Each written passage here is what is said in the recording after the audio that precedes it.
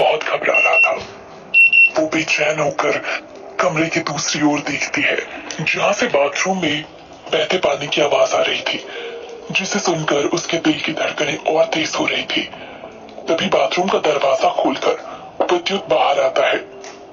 उसके लंबे कद और डैशिंग पर्सनालिटी के आगे वो आलीशान सा कमरा भी छोटा नजर आने लगता है। विद्युत को देखते ही तन्वी का दिल जोर से धड़कता है और वो घबराकर बिस्तर से उठ जाती है। आज ही दोनों की शादी हुई है और सामने खड़ा इंसान उसका पति है, जिससे वो पहली बार मिल रही है। विद्युत एक सफेद बाथरोब पहने तन्वी के सामने आता है। उसके बाल अभी भी गीले थे। उसकी बड़ी बड़ी आंखें और पतले से होंठ तन्वी को अपनी तरफ अट्रैक्ट कर रहे थे। इतना खूबसूरत तो वो टीवी में भी नहीं लगता जितना आज रियल में लग रहा है। मिस्टर विद्युत, ये हमारी पहली मुलाकात है। It's my pleasure. मुस्कुराते हुए तन्वी ने विद्युत से कहा। अपने मन में बसी घबराहट को वो अपनी बातों से छुपाने की कोशिश कर रही थी। ये सुनकर विद्युत ने तन्वी की तरफ देखा। उसकी गहरी आंखें किसी आने वाली खतरे की तरफ इशारा कर रही हैं। हमारी पहली मुलाकात? विद्युत ने अपनी भारी आवाज में कहा।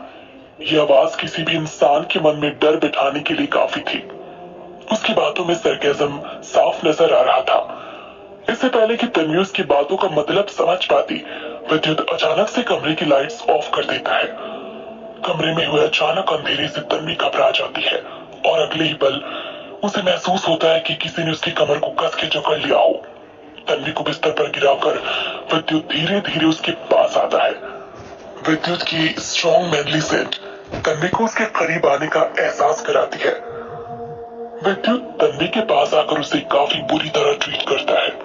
बिना उससे पूछे विद्युत अपनी हरकतों पर उतर आता है। यहाँ तक कि वो तन्वी को हाथ लगाने से पहले उसकी रजामंदी भी नहीं पूछता। उसकी हरकतें देखकर ऐसा लगता है जैसे वो अपना पूरा जोर तन्वी पर आजमा रहा हो। शादी की पहली रात है। विद्युत का ऐसा रवैया देखकर तन्वी को ऐसा लगता है जैसे उसे किसी बात की सजा दी जा रही हो। तन्वी चुपचाप उस तमाशे को सहती रही है। कुछ देर बाद विद्युत के रुकते ही तन्वी बेजान सी होकर बिस्तर की दूसरी तरफ लेट जाती है। उसका पूरा शरीर दर्द से टूट रहा है। उसके शरीर में अभी उस आदमी की महक आ रही थी, जिसने कुछ देर पहले प्यार के नाम पर उसे कभी ना भूलने वाली एक बुरी याद दी है। विद्युत के उस बर्ताव में ना तो प्यार का एहसास था और ना ही पहली मुलाकात की नजाकत। तन्वी अपनी तेज चलती सांसों को संभाल ही रही होती है कि विद्युत उसके चेहरे को अपनी तरफ करके उसे उसकी आंखों में देखने के लिए फोर्स करता है।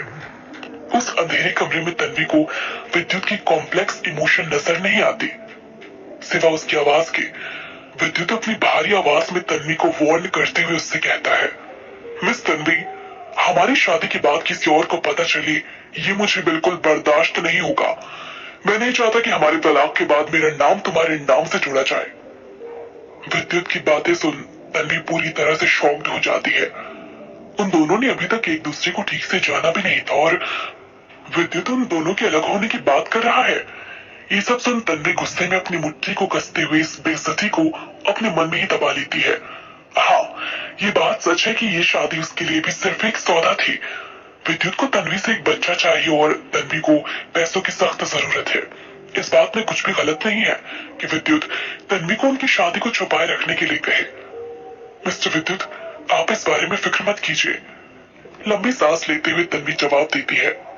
तन्वी और कर भी क्या सकती थी, उसकी नजरें अभी भी झुकी हुई है। तन्वी की बात सुनकर विद्युत बिस्तर से उठकर बिना कुछ बोले बाथरूम की तरफ चला जाता है और कुछ ही देर में तैयार होकर तन्वी को कमरे में अकेला छोड़कर कमरे से बाहर निकल जाता है।